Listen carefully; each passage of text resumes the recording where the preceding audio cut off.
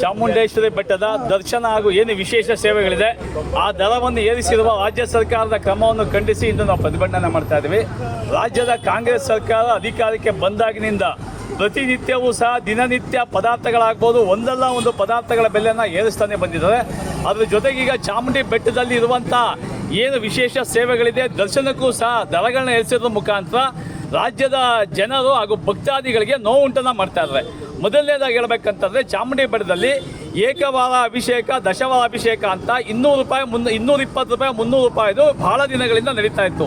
ಅದನ್ನು ಈಗ ಬಂದಿರೋಂಥ ಕಾರ್ಯದರ್ಶಿ ಅವರು ಏಕಾಏಕಿ ತೆಗೆದಾಕಿದ್ದಾರೆ. ಬೋರ್ಡ್ ನೋಡಿದ್ರೆ 200 ರೂಪಾಯಿದು 220 ರೂಪಾಯಿದು 300 ರೂಪಾಯಿದು ಅಭಿಷೇಕ ಅಂತ ಇದೆ. ಆದರೆ ಅಲ್ಲೋದ್ರೆ ಯಾವ ಭಕ್ತಾದಿಗಳಿಗೆ ಅದನ್ನ ಕೊಡೋದೇ ಇಲ್ಲ. ಅದಿಲ್ಲ ಅಂತ 550 ರೂಪಾಯಿದು ಅಭಿಷೇಕಕ್ಕೆ ಕೊಡ್ತಾ ಇದ್ದಾರೆ. ಜೊತೆಗೆ ಏನು ವಿಶೇಷ ದರ್ಶನ ಆಯಿತು 30 ರೂಪಾಯಿ ಇದ್ದಂಥ ವಿಶೇಷ ದರ್ಶನವನ್ನು ಏಕಾಏಕಿ 50 ರೂಪಾಯಿ ಮಾಡಿದ್ದಾರೆ. ಹಾಗೂ 100 ರೂಪಾಯಿ ಇದ್ದಂಥ ದರ್ಶನವನ್ನು 200 ರೂಪಾಯಿ ಮಾಡಿದ್ದಾರೆ. ಒಂದಕ್ಕೆ ಎರಡರಷ್ಟು ಮಾಡಿದ್ದಾರೆ. ಈ ಕಾಂಗ್ರೆಸ್ ಸರ್ಕಾರ ಬಂದಿದ್ದು ಬಿಟ್ಟಿ ಭಾಗ್ಯಗಳಿಗೆ ನಾವು ಜನಗಳು ಒಳ್ಳೇದು ಮಾಡ್ತೀವಿ ಅಂತ ಬಂದು ಇವರು ಇನ್ನೂ ಒಳ್ಳೇದು ಮಾಡಿ ಇನ್ನೂ ದರವನ್ನು ಕಡಿಮೆ ಮಾಡಬೇಕಿತ್ತು. ಆದರೆ ನೋಡಿದ್ರೆ ಒಂದಕ್ಕೆ ಎರಡರಷ್ಟು ದರವನ್ನು ಜಾಸ್ತಿ ಮಾಡ್ತಾ ಇದ್ದಾರೆ.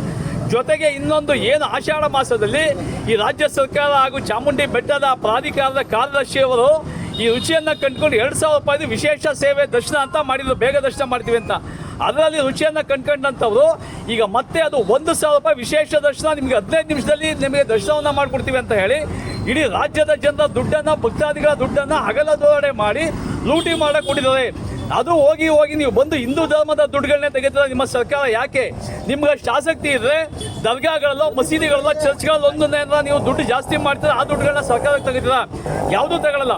ಜೊತೆಗೆ ಏನು ಲಡ್ಡು ಪ್ರಸಾದ ಇತ್ತು 15 ರೂಪಾಯಿದ ಇದ್ದಂಥ ಲಡ್ಡುವನ್ನು ಈಗ 25 ರೂಪಾಯಿ ಮಾಡಿಲ್ಲ. ಹೀಗೆ ಏನು ಮಧ್ಯಾಹ್ನದ ದಾಸೋಹ ಮಾಡ್ತಾ ಇದ್ದಾರೆ ಅದರಲ್ಲೂ ಬಹಳಷ್ಟು ಭಕ್ತಾದಿಗಳು ಹೇಳಿದ್ದಾರೆ ಮಧ್ಯಾಹ್ನದ ದಾಸೋಹ ಸರಿಯಾಗಿಲ್ಲ, ಸಮರ್ಪಕವಾಗಿಲ್ಲ, ಒಳ್ಳೆ ಟೇಸ್ಟ್ ಇರಲ್ಲ, ಮತ್ತು ಗುಣಮಟ್ಟ ಇರಲ್ಲ, ಹೊಟ್ಟೆ ತುಂಬ ಕೊಡಲ್ಲ ಅಂತ. ಈಗಾಗಲೇ ನಮ್ಮ ರಾಜ್ಯದಲ್ಲಿ ನೋಡಿರ್ಬೋದು, ಧರ್ಮಸ್ಥಳ ಆಗ್ಬೋದು, ಸುಬ್ರಹ್ಮಣ್ಯ ಆಗ್ಬೋದು, ಉಡುಪಿನಲ್ಲಿ ಎಂತಹ ಒಳ್ಳೆ ಭೋಜನದ ವ್ಯವಸ್ಥೆಯನ್ನು ಬಂದಂಥ ಭಕ್ತಾದಿಗಳಿಗೆ ಗುಣಪಡಿಸ್ತಾರೆ. ಅದೇ ರೀತಿ ಅದೇ ಮಾದರಿಯಲ್ಲಿ ನೀವು ಬಂದಂಥ ಭಕ್ತಾದಿಗಳಿಗೆ ಹೊಟ್ಟೆ ತುಂಬ ಊಟವನ್ನು ಗುಣಮಟ್ಟದ ಊಟವನ್ನು ನೀವು ಈ ಕೂಡಲೇ ಜಾರಿಗೊಳಿಸಬೇಕು. ಅದರಲ್ಲಿ ಯಾವುದೇ ರಾಜಿ ಮಾಡಬಾರ್ದು. ಯಾಕಂದರೆ ನಾನು ನೋಡಿದಾಗೆ ಕೋಟ್ಯಾಂತರ ಆದಾಯ ಆಲ್ರೆಡಿ ಚಾಮುಂಡಿ ಬೆಟ್ಟಕ್ಕೆ ಬರ್ತಾ ಇದೆ.